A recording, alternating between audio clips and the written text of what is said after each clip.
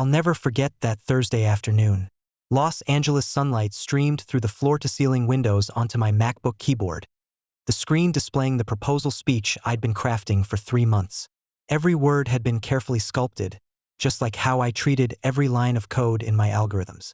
Sophia, 7 years ago under the computer science building at Stanford, you asked if I could help fix your computer. I paused, imagining what expression she'd have when she heard these words. Suddenly, my computer chimed with an email notification, an anonymous email with no signature, just a PDF attachment. The subject line made me freeze. You should know the truth. I clicked on the attachment. The world stopped in that instant. The photo showed Sophia and Ryan in formal wedding attire, in some small chapel in Las Vegas. Sophia's smile was more radiant than I'd ever seen. She wore a white suit I'd never seen before, with a massive diamond ring on her finger. The photo's timestamp read, Yesterday. Yesterday afternoon, Sophia told me she was going to Las Vegas for a business conference. It might run late, so I won't be coming home tonight. I closed my laptop and walked to the kitchen to pour myself a whiskey. For the first time in 30 years, I felt like a complete fool. Stanford PhD in computer science, holder of 7 AI patents, named by Forbes as one of the most influential tech stars under 30. But when it came to love, I was an idiot. At 11 p.m., Sophia came home. Her hair was disheveled, her face flushed with alcohol. Alex, make me some coffee. I have a terrible headache. She rambled on about the negotiations. Congratulations on your marriage, Sophia. My voice was calm. She froze, slowly turning around. Half the alcohol sobered up instantly. Sophia's face went pale. What are you talking about? I took out my phone and placed the photo on the coffee table. A business conference in Las Vegas? She looked at the photo, her lips beginning to tremble. Then she suddenly sat down, holding her head in her hands. Alex, let me explain. The phone rang. Ryan's number. I answered without speaking. Alex, please let me explain. His voice was shaking. I'm dying, terminal leukemia. The doctors say I have 6 months at most. I wanted to experience what it felt like to be married before I die. In the background, I heard Sophia's voice with a tenderness I'd never heard before. Ryan, don't cry. It's okay. I hung up and continued packing. Sophia rushed into the bedroom, saw me packing, and immediately flew into a rage. Have you had enough of this charade? She kicked over my suitcase. For a dying man, you're going to destroy our 7 years together? I crouched down to repack my clothes. Alex, look at me. It's just a marriage certificate. It means nothing to me. You're the one I love. Always have been. I looked up at her. Without me, you're nothing in Silicon Valley.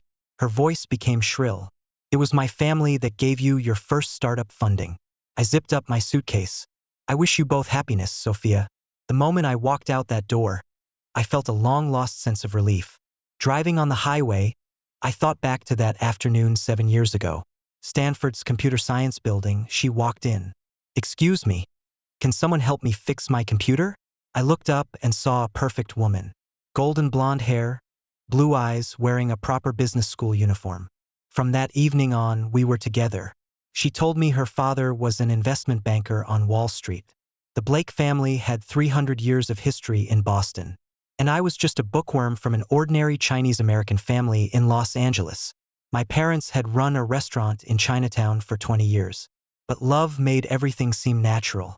In our final year of college, Google threw me an olive branch. $150,000 salary, stock options, direct entry into the AI department's core team. But Sophia cried, I can't lose you, Alex. In the end, I turned down Google and joined her father's investment firm. At the time, I thought it was love's victory. Looking back now, it was the biggest mistake I ever made. A year ago, Sophia told me the company was assigning her an assistant. Ryan Morgan, Yale graduate, double major in finance. Most importantly, he supposedly had leukemia. The doctors say he has 6 months at most. Sophia's eyes were red. He came to our company to fulfill his final wish, to do some meaningful work. Gradually, I noticed changes. Ryan has unique insights into the market. Ryan suggested we invest in that blockchain project.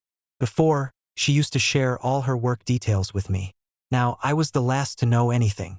2 days later, I showed up at Blake Investment Company's office. Sophia sat in her father's office, William Blake standing by the floor-to-ceiling windows.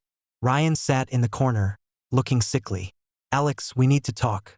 William turned around, holding a document. This is the non-compete agreement you signed. According to the contract terms, you can't work in any AI-related field for 3 years. Violating the agreement requires $5 million in damages. I suggest you reconsider your resignation. Sophia remained silent, just staring at the table. I suddenly realized this was all planned. I understand. I placed my resignation letter on the table. Then I'll see you in court. That afternoon, I appeared at NextGen Ventures in Palo Alto. Partner Mark Johnson was Tesla's former CTO. Alex, great to see you. Mark gave me an enthusiastic hug. I've been following your work, especially that medical diagnosis AI system. Just as I was about to introduce the project, the conference room door burst open. Sophia walked in, followed by Ryan. Sorry to interrupt. Mark. Her smile was professional. Mark, do you know Alex and our company have a contract dispute? He violated a non-compete agreement. Investing in his project could bring legal risks. Mark looked at me, then at Sophia. This is interesting. He walked to the whiteboard. Sophia, you say Alex violated a non-compete agreement. But from what I understand, his role at Blake Investment was as a technical consultant, mainly evaluating the technical feasibility of investment projects. There's no direct competition with his current AI startup project. More importantly, I heard you just got married? But last month you introduced Alex as your boyfriend. Now you've broken up, and you're using legal means to stop his startup? This doesn't seem like normal business behavior. Sophia's face flushed red. I think our meeting can end here, Sophia. I have no interest in Blake Investments projects. But I'm very interested in Alex's startup idea. Sophia practically fled the conference room. 2 hours later, I walked out of the office building with a letter of intent. $5 million angel round investment, $30 million valuation. That evening, my phone rang.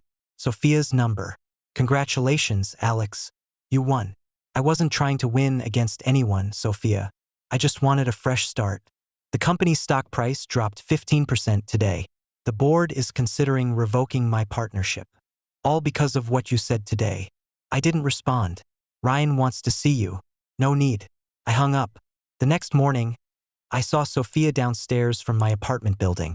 She looked like she'd been waiting for a long time. Red, swollen eyes, disheveled hair. My father had a heart attack last night. Her voice was soft. He's in the ICU now. The doctors say it's critical. He had the attack because of yesterday's events, the emergency board meeting, media scrutiny. Sophia, these are all consequences of choices you made. I know I was wrong, but please, for the sake of our 7 years together, go see my father. He wants to apologize to you. I eventually went with her to the hospital. In the ICU room, William Blake looked much older. Alex, thank you for coming to see me. His voice was weak. I think we can talk again. About you and Sophia's future. I know you have issues with the Ryan situation, but you need to understand, Sophia is my only daughter. She needs a suitable partner. Looking at this old man in the hospital bed, I suddenly understood many things. Ryan wasn't Sophia's choice, he was William's choice. The Vegas wedding wasn't impulsive either, it was planned. You should thank my daughter for taking a liking to you. William's voice suddenly became sharp. Without the Blake family, do you think you could have your position in Silicon Valley today? I'm sorry, Mr. William. I stood up. I don't eat other people's leftovers. William's face instantly turned red.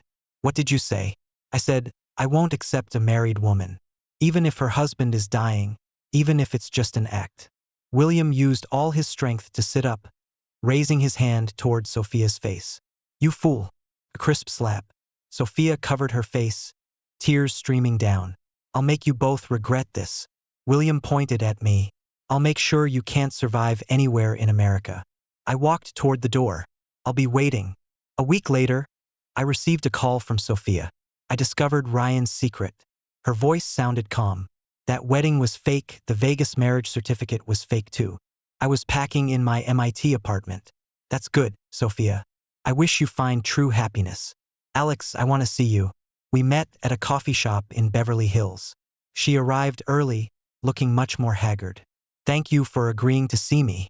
Her eyes were red. I know I have no right to ask for your forgiveness, but I need you to know the truth. The truth about Ryan. Ryan never had leukemia. Her first sentence stunned me. He's not sick, never was. All the medical reports were forged, all the suffering was an act. When did you find out? 3 days ago. Her voice began to tremble. I wanted to secretly help him contact better doctors, but discovered there were no medical records of him at all. So you canceled that fake marriage? No. She shook her head. I confronted him first, wanted to hear his explanation. And then, he admitted everything. He said it was my father's arrangement, designed to make you leave me voluntarily. The family couldn't accept a Chinese son-in-law, but couldn't directly drive you away. So they staged this drama. But why did you cooperate with them? Why did you really go through with that charade? Sophia lowered her head, silent for a long time. Because I thought it would be better for you. What do you mean? Alex, you're too excellent. She looked up at me. You have talent, dreams, unlimited possibilities. But being with me, you could never realize your full potential. My family would become your burden. You would give up Google's job because of me. You would ruin your life because you love me. So you decided to betray me? Not betrayal, liberation. I thought if I hurt you, you would hate me and leave me. Then you could go to MIT, do the research you really wanted, become who you were meant to be. Without my burden. This logic was absurd. But from Sophia's perspective, maybe it made sense. She had always lived in a world built on power and control, accustomed to solving problems through manipulation. What about now? Now I realize I was wrong. She reached out to hold my hand, but I pulled back. I shouldn't have made choices for you, shouldn't have expressed love through hurt. I should have trusted you, trusted that our relationship could withstand any difficulties. It was too late. Just then, the coffee shop door opened. Ryan walked in, looking nothing like a sick person. He walked straight to our table. Sophia, what are you doing? His voice was cold, completely without the previous weak pretense. I warned you not to see him. Ryan, we were never really married. You have no right to control my affairs. That's right. He laughed, the sound sharp. We were never really married, that was just an act. Even the legal documents were fake, remember? Sophia was stunned. What do you mean? I mean, dear Sophia, you've been a fool from beginning to end. Ryan sat down and ordered a latte. You thought you were sacrificing yourself to save your lover, but you were just following family orders. You think now you can choose freely, but you'll always be the Blake family's puppet. Looking at these two people, I suddenly felt very sad. A woman controlled by her family who thought she was making independent choices. A man who could lie and deceive for money and status. This was the true face of American high society. Enough. I stood up, leaving $20 on the table. Your games end here. I don't want to be involved in anything related to the Blake family anymore. Sophia stood up too. Alex, wait. I can explain. No need, Sophia. I looked at her one last time. I hope you can find happiness that truly belongs to you. But that person isn't me. That night, Sophia appeared downstairs from my apartment. This time she didn't wait in the car, but pressed the doorbell directly. Over and over, like she was crazy. I finally opened the door. She rushed in, face showing hysteria. You can't just leave me like this. You can't pretend nothing happened. She grabbed my clothes, tears falling like broken pearls. We had 7 years together, 7 years. How can you just let go like that? I gently pushed her away, maintaining distance. Sophia, calm down. I don't want to be calm. She started throwing things, sweeping the coffee cups from my table to the floor. I gave up everything for you. I broke with my family. I rejected all the blind dates my father arranged. Do you know how much pressure I endured to be with you? Looking at this hysterical woman, I felt only coldness. Those were all your choices, Sophia. No one forced you to do anything. Is that so? She stopped destroying things and turned to look at me. There was a terrible light in her eyes. What if I told you I was going to kill myself? What if I told you I don't want to live without you? She took a bottle of pills from her bag, holding it up. These are my father's heart medication. Guess what would happen if I took them all at once? Looking at that bottle, I felt exhausted. This was the final threat, the final manipulation. That would be your choice, Sophia. Not my responsibility. She was stunned, clearly not expecting me to respond this way. What did you say? I said that would be your choice. I walked to the sofa and sat down. If you think death is easier than living, then do it. But don't put the responsibility on me. I don't owe you my life, Sophia. The pill bottle began shaking in her hands. Are you really this heartless? I'm not heartless. I'm clear-headed. I looked at her, feeling nothing. Sophia, the woman I loved, is already dead. From the moment you decided to marry Ryan, she died. Standing in front of me now is just a stranger. A stranger I don't know and don't want to know. The pill bottle fell from her hands, pills scattering across the floor. She collapsed, holding her head and crying. Why? Why did it become like this? We loved each other so much. We could have had a beautiful future. I didn't comfort her or try to help her up. Some hurts are irreversible, some choices can't be regretted. The doorbell rang again. Ryan stood outside, worry on his face. Is Sophia here? She's been missing since this afternoon. The family is very worried. I let him in, pointing to Sophia on the floor. Take her home. Ryan saw Sophia's condition and immediately crouched down to help her. But Sophia pushed him away. Don't touch me. It's all because of you. Because of your lies. She stood up and lunged at Ryan. You ruined my life. Ruined my love. Ryan tried to grab her wrists, but Sophia struggled frantically. Sophia, calm down. Let's go home and talk slowly. I have no home. Her voice became shrill. My home was with Alex 7 years ago. Now I have nothing. Ryan looked at me with pleading eyes, but I remained cold. This wasn't my problem anymore. Eventually, Ryan took Sophia away. She looked back at me at the door, eyes filled with desperate pleading. But I didn't respond. I closed the door and began cleaning up the scattered pills and glass fragments. Tomorrow I would fly to Boston. New life, new beginning. Life without Sophia Blake. 3 months later, I stood by the Charles River, looking at Harvard University across the way. Boston in autumn had a unique beauty. Orange maple leaves scattered in the wind like verses bidding farewell to the past. Work at MIT was more challenging than I'd imagined. The AI medical diagnosis system project was progressing smoothly. We'd completed the first phase of clinical trials. Data showed our system achieved 95% accuracy in diagnosing early-stage cancer, 20% higher than traditional methods. This meant we could potentially save thousands of lives. This was the life I wanted. Using technology to change the world, not discussing stock prices and market value in conference rooms. Alex. A gentle voice came from behind. I turned to see a beautiful Asian woman in a white lab coat, holding a cup of coffee. Are you Alex Chen from MIT? Yes, and you are? Emily Wong, researcher at Harvard Medical School. She extended her hand with a warm smile. I've been following your AI diagnosis project. Very impressive.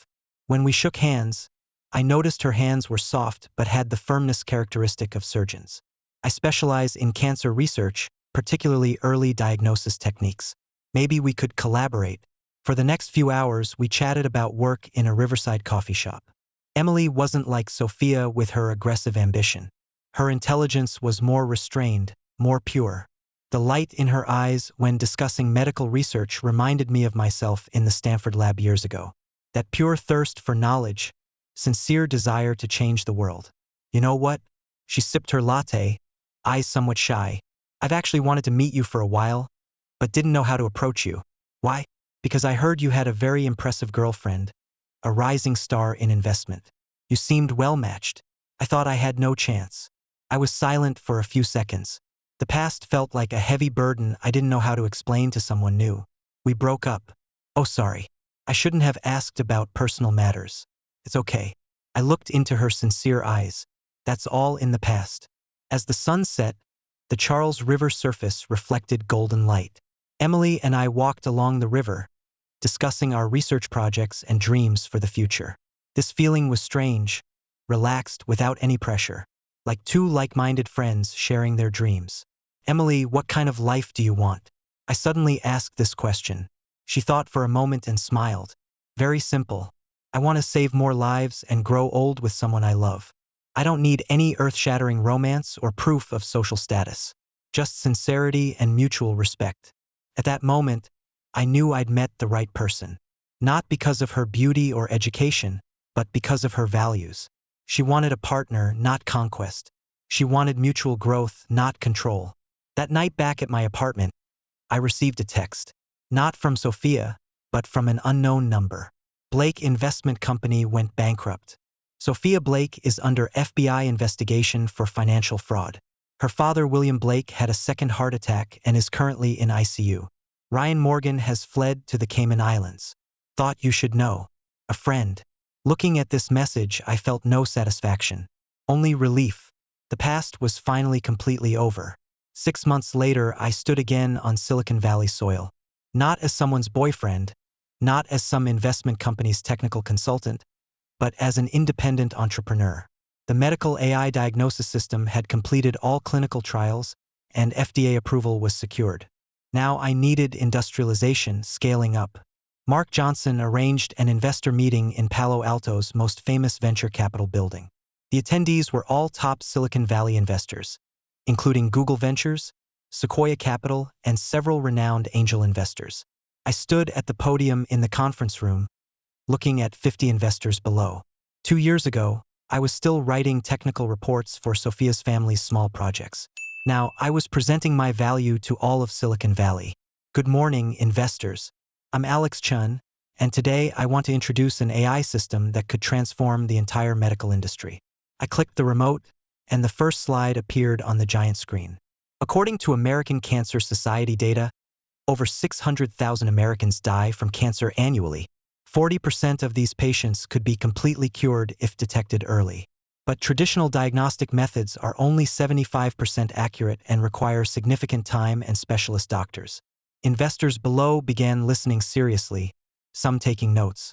Our AI system can complete diagnosis in 5 minutes with 95% accuracy through deep learning algorithms. More importantly, it doesn't require specialist radiologists. Any nurse can operate it. I continued showing technical details, market analysis, business model. Every slide was carefully designed, every data point fully supported by evidence. We've established partnerships with Harvard Medical School and Mayo Clinic. We estimate this system could save at least 100,000 American lives over the next 3 years. After my presentation, the room erupted in applause. Many investors surrounded me for business cards, asking about investment details. Then I saw a familiar figure.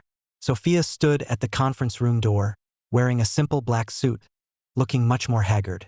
Her eyes were red, as if she'd been crying. Our eyes met. She wanted to approach but was stopped by security. "Sir, do you have an entry ticket?" She shook her head, looking at me with pleading eyes. I hesitated for a few seconds, then told security, "Let her in." Sophia approached me, voice very soft. "Congratulations, Alex. You accomplished what you wanted to do." Looking at this once proud woman who now seemed like a broken shadow. "Thank you. I heard about your father." "I'm sorry. William Blake had died 3 months ago from sudden heart attack, unsuccessful resuscitation. The Blake family's business empire collapsed with him. None of that matters anymore." She forced a smile. "What matters is you're successful and happy now. I saw the news. You're engaged to that Harvard doctor?" I nodded. Emily was indeed the best woman I'd ever met. "We got engaged a month ago. She's lucky." Sophia's voice began trembling. She got what I lost. Surrounding investors were all watching us, whispering. Sophia Blake's name had become synonymous with scandal in Silicon Valley. "Sophia, let the past stay in the past. You're still young, you still have chances for a fresh start." She nodded, tears beginning to fall. I know everything is over. I just wanted to personally apologize to you. Sorry I hurt you. Sorry I was so foolish. If there's a next life, I hope to meet a better you and become a better me." She turned to leave, but I called out, "Sophia." She looked back at me. "You will find happiness that belongs to you, as long as you learn to be sincere." She smiled sadly. "Thank you for still believing in me, Alex. That might be the warmest thing I've heard in 2 years." She walked out of the conference room, disappearing into the crowd. I knew this was our last meeting. Mark came over and patted my shoulder. "Google people approached me earlier. They want to acquire your company. They're offering $500 million. I looked out at the Silicon Valley sky, golden sunset slowly descending. "Let me think about it." "No rush, Alex." Mark smiled. "Now you have the right to choose." That night, I called Emily and told her everything that happened today. "How do you feel?" she asked on the phone, very relieved. I looked at the stars in Boston's night sky, like I finally put down a heavy burden. I'm proud of you, Alex. Not just because of your success, but because of your growth. You became a better person. 2 years later in spring, Emily and I stood in a small chapel by the Charles River. There were no luxurious decorations or expensive flowers, only our closest friends and family. My parents flew from Los Angeles, looking more spirited than before. The restaurant business was doing well. They could finally enjoy some relaxed time. Emily's parents were also here, two humble medical professors with faces full of pride for their daughter.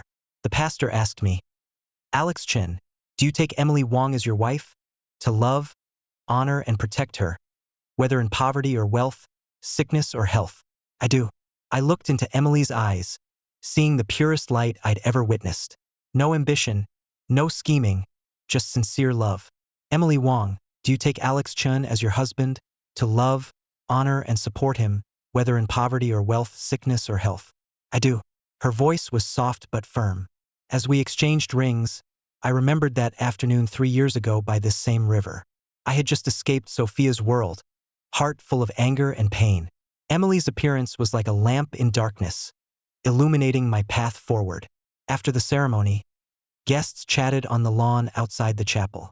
Emily and I walked hand in hand to the riverside, watching the sunset's reflection on the water. Alex, there's a call for you. Mark approached, handing me a phone. Says it's urgent. I took the phone, seeing an unknown number on the screen. Hello? Is this Mr. Chen? I'm Sophia Blake's lawyer. My heart suddenly raced. What's the matter?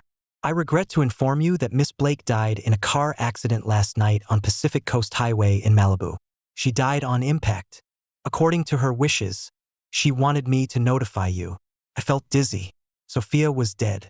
That once proud, beautiful, intelligent woman was gone forever. Did she have any message for me? The lawyer was silent for a few seconds. She said to wish you happiness, Alex. She said thank you for teaching her what true love is. I hung up, standing by the river looking into the distance. Emily approached and gently asked, what happened? I told her about the call. She didn't speak, just held me tightly. Are you sad? Not sad. I thought for a moment. Relieved. She finally doesn't have to endure that pain anymore. That night back at the hotel room, Emily asked how Sophia's belongings should be handled. The lawyer said she donated all her assets to Cancer Research Foundation, but had some personal items she wanted me to decide about.